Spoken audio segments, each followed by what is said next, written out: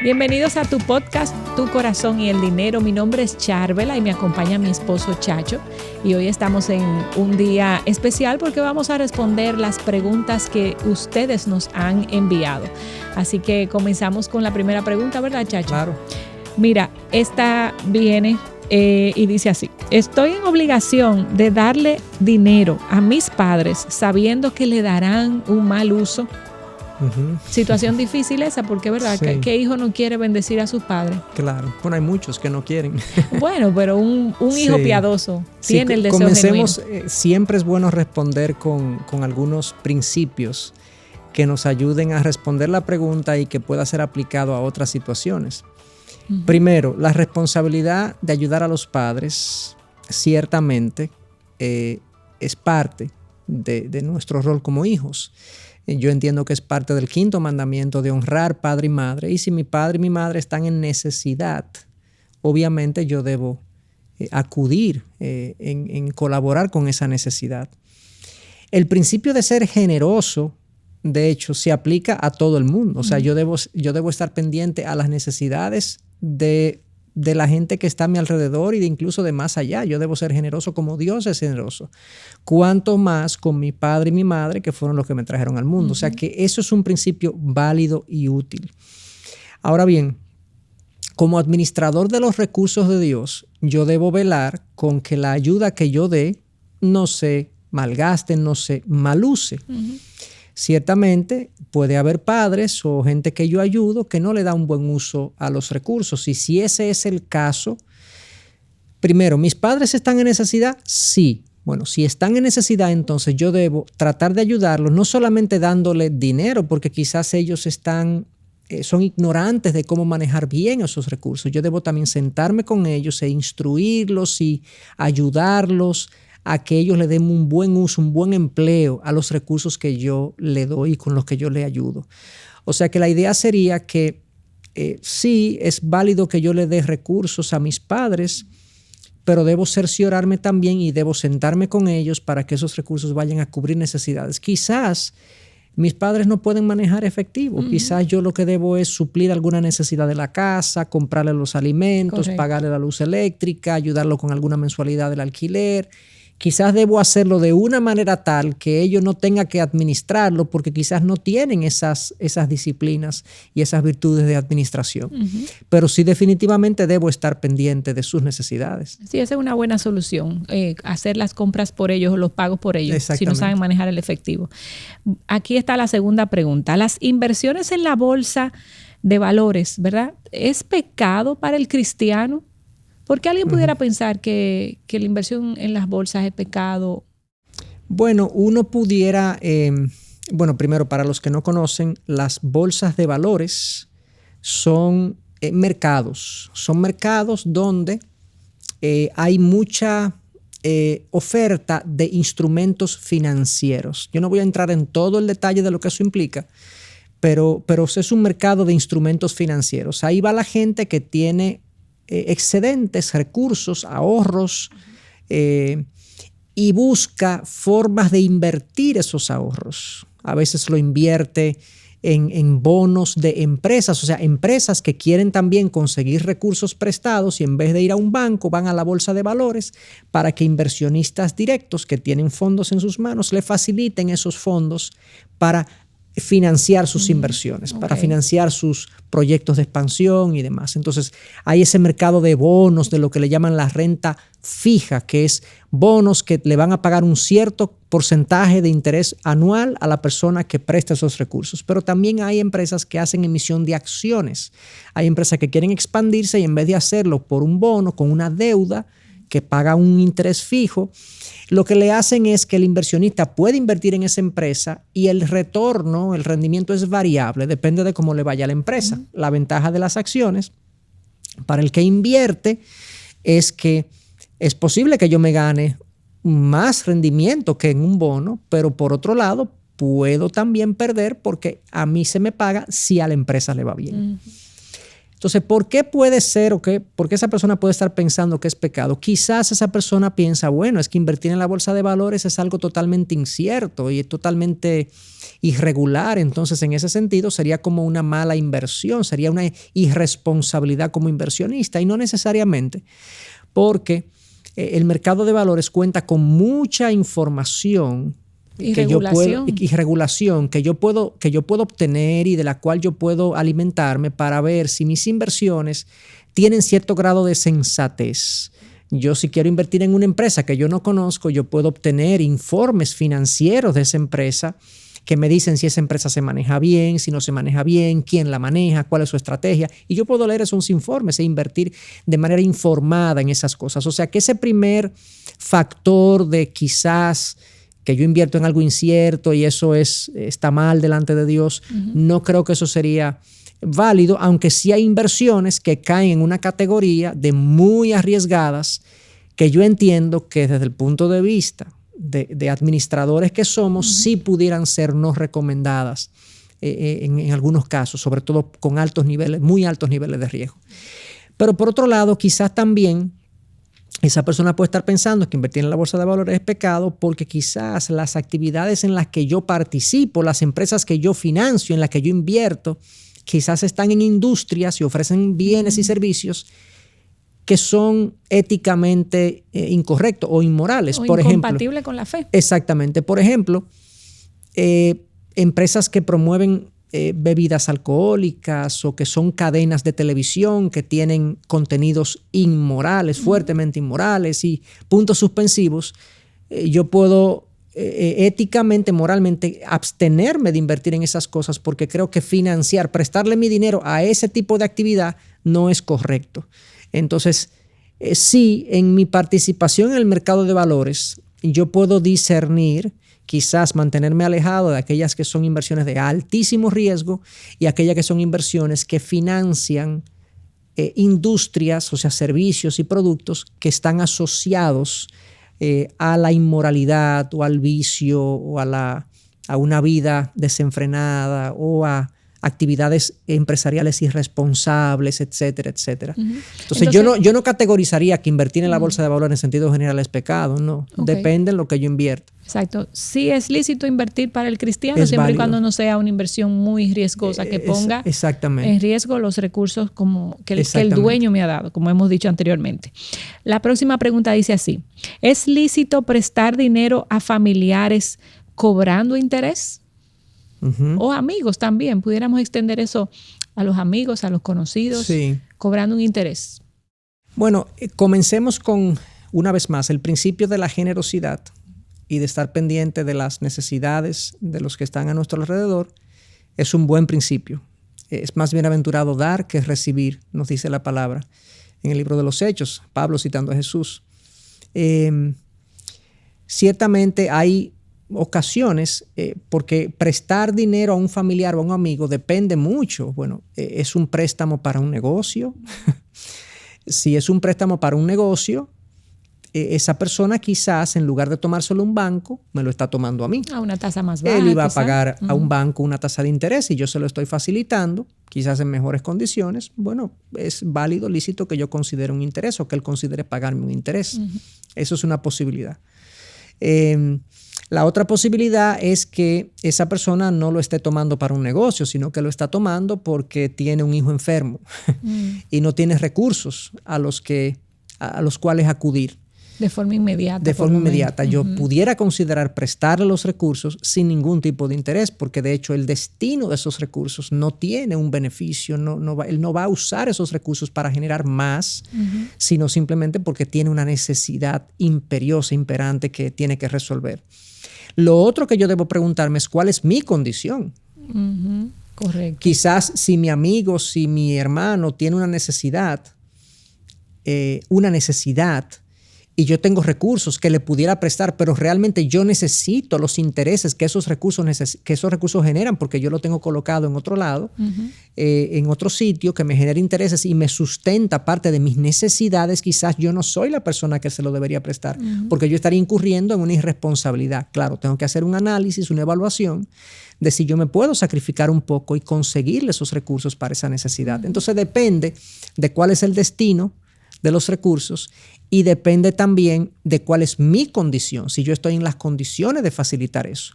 Lo otro es la tasa de interés. Asumiendo que sí, que lo puedo prestar y puedo cobrar cierta tasa de interés porque el destino es también un negocio, un emprendimiento que va a tener.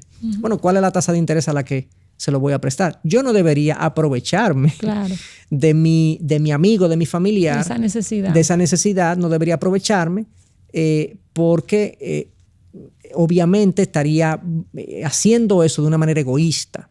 Entonces debo ser sensato incluso en la tasa de interés que colocaría si es que determino que es válido colocarla. O sea que depende de para qué es, depende de si yo tengo las condiciones y depende también luego la tasa de interés que le coloco, que sea dentro de un rango sensato y que no se vea como un aprovechamiento de mi parte de la condición. Muy bien. Próxima pregunta. ¿Qué tan bueno, y esto es también de inversión, qué tan bueno es participar en inversiones de riesgo debido a su tasa de retorno? ¿Entendiste la pregunta? Sí. Bueno, esto cae en el contexto de lo que hablamos hace un momentito, de las inversiones que a veces es en las bolsas de valores y a veces hay también otros mecanismos de inversión. Usualmente, mientras más retorno promete una inversión, típicamente está asociado a más altos niveles de riesgo. Entonces, en general, eso es así. En general es así. Normalmente, una persona más joven tiene más disposición a asumir riesgo que una persona más vieja. Por una razón obvia, y es que el joven, si se equivoca en la inversión que hizo, tiene tiempo de recuperarse, pero la persona más adulta, más mayor, tiene menos tiempo para recuperar posibles pérdidas. Y quizás más compromiso. Exactamente. Por eso es que cuando uno hace una inversión por vía de un asesor financiero, siempre te ponen a llenar un formulario donde se llama el perfil del inversionista. ¿Cuál es ese perfil? ¿Es un perfil de inversionista arriesgado o no arriesgado? Y hay diferentes elementos. Por ejemplo, una persona soltera tiende a ser más arriesgada en sus inversiones. Joven y soltera los paracaidistas son muy arriesgados en sus inversiones porque, bueno, no tienen responsabilidad familiar, tienen todo el tiempo del mundo para recuperar cualquier pérdida y entonces cuando le presentan una inversión con altos niveles de retorno, aunque sea muy arriesgado, dicen, bueno, vamos a darle. Si me equivoco, recupero. Exactamente. Entonces, todo depende. La persona tiene que saber cuál es su perfil de inversionista, cuál es su condición financiera, cuál es su condición familiar, también qué cantidad de su patrimonio, qué porcentaje de su patrimonio estaría colocando en esa inversión arriesgada. Porque si a mí me dicen, tú quieres considerar esta inversión que es muy arriesgada, tiene un alto rendimiento de retorno prometido, pero representa un 1% de tu patrimonio, yo diría, bueno, vamos a probar. Claro, pues es algo que puedo perder. Exactamente, es algo que puedo perder, que si yo lo termino perdiendo no erosiona financieramente no me erosiona financieramente. Entonces, todo depende. Yo no pudiera dar una respuesta general de que altos niveles de riesgo están desechados completamente, sino que depende de la persona, del tiempo y demás. Sí, también yo me imagino que cuando te ofrecen una tasa de interés muy, muy buena, uno debe de revisar 2 veces ese tipo de negocio porque hay unos ahí, tú sabes más que yo de eso, pero ese concepto de el esquema, ¿cómo se llama? Exactamente. Sí, claro, todo esto yo estoy hablando dentro de lo que son las posibilidades de inversión de los mercados regulados.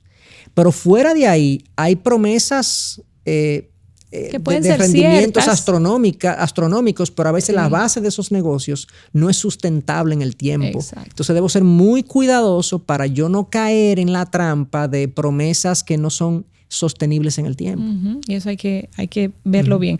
Otra pregunta, ¿crees que invertir en criptomonedas es similar a jugar la lotería por esperar un golpe de suerte? Muy interesante esa pregunta. Sí. Bueno, como quizás algunos no saben lo que es una criptomoneda. Básicamente es un dinero digital, es una moneda digital que en lugar de tener un papel físico o una moneda física. Nunca, o sea, no hay moneda física ni papel físico, sino lo que hay es un registro electrónico en servidores distribuidos a través del mundo, en la mayoría de los casos, que dicen que tú tienes esa cantidad de recursos ahí. Entonces eso es una moneda. Las monedas tienden a mantener su valor, o a ganar valor, dependiendo de dos cosas. Primero, la moneda, lo que hace una moneda es que es un medio de transacción para yo realizar transacciones. Yo uso el dólar para comprar algo en Amazon, para comprar algo en Estados Unidos, y en la mayoría de los países el dólar se acepta como moneda. No de curso legal necesariamente, pero de cursos a la gente lo acepta el dólar como medio de pago. Mientras más aceptada como medio de pago es una moneda, más vale o más tiende a mantenerse en el tiempo. Lo otro que la gente hace con las monedas es que lo usa no como medio de pago, sino como depósito de valor. O sea, yo tomo el dólar no para comprar cosas, sino para guardar mis ahorros, para guardar mi patrimonio. ¿Por qué? Porque el dólar tiene a mantener su valor en el tiempo. Y la gente confía en que el dólar va a mantener su valor en el tiempo. ¿Por qué? Porque hay un gobierno, que es el gobierno americano, que es el emisor de los dólares, que está comprometido con mantener la estabilidad de su moneda. Hay personas que guardan su dinero en obras de arte. En obras de arte. En joyas. Y algunos entienden que es un buen depósito de valor. En oro, en bienes inmuebles, en propiedades. O sea, la gente usa diferentes depósitos de valor. Entonces, en los últimos años, las monedas digitales se han convertido no tanto en medios de pago, porque todavía es muy escaso los comercios y las transacciones que se hacen por vía de las criptomonedas, pero sí como depósitos de valor. De alguna manera se ha diseminado en el mundo que las criptomonedas serán el medio de pago del futuro. Y la gente la está comprando desde ahora y las está guardando. La mayoría de las criptomonedas que están ahora mismo colocadas a nivel mundial es por el depósito de valor que representa, más que por su poder transaccional. Porque, como digo, una de las más conocidas, que es el Bitcoin, son contadas los comercios que aceptan Bitcoin como medio de transacción. Pero está creciendo. Entonces, mucha de la gente que invierte ahí es porque dice, bueno, hay gente que ni sabe lo que está pasando. Dice que la criptomoneda está subiendo, el Bitcoin está subiendo, hay que invertir ahí, pero no sabe por qué está subiendo y no sabe para dónde va. Y ciertamente, hoy en día muy pocos saben para dónde va la criptomoneda porque es un experimento. Exacto. Estamos todavía en la fase experimental. Es una realidad, no lo puedo negar, porque hay muchos miles de millones de dólares en criptomonedas ya en el mercado. Pero puede pasar cualquier cosa, puede regularse de una manera que afecte el valor significativamente.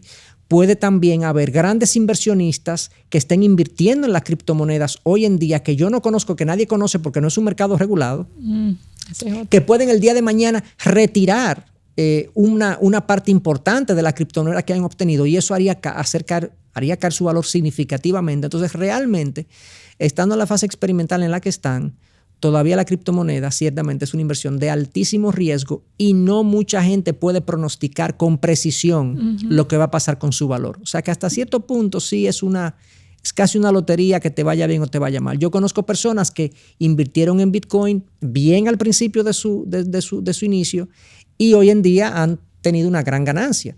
Pero hay otros que invirtieron más adelante y que han sufrido pérdidas porque el Bitcoin ha tenido mucha volatilidad y ha resultado en pérdidas para los que entraron más tarde. Entonces, yo diría que si lo va a hacer, esto no está prohibido éticamente, no hay no es inmoral, pero ciertamente invertiría un pequeño porcentaje de mi patrimonio en un activo de esa naturaleza. Bueno, la última pregunta ya para cerrar. Dice aquí, ¿que mis finanzas estén mal implica necesariamente un problema con mi corazón?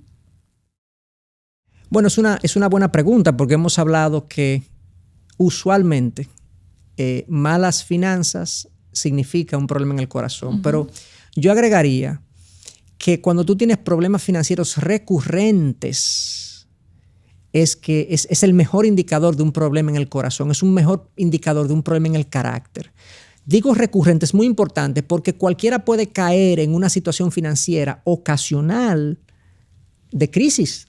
O sea, a veces hay personas, hay familias que tienen ingresos muy justos y son gente disciplinada que hace presupuesto, que son estructurados, que son prudentes, que ahorran todo lo que pueden, pero lo que pueden no es mucho. Uh-huh.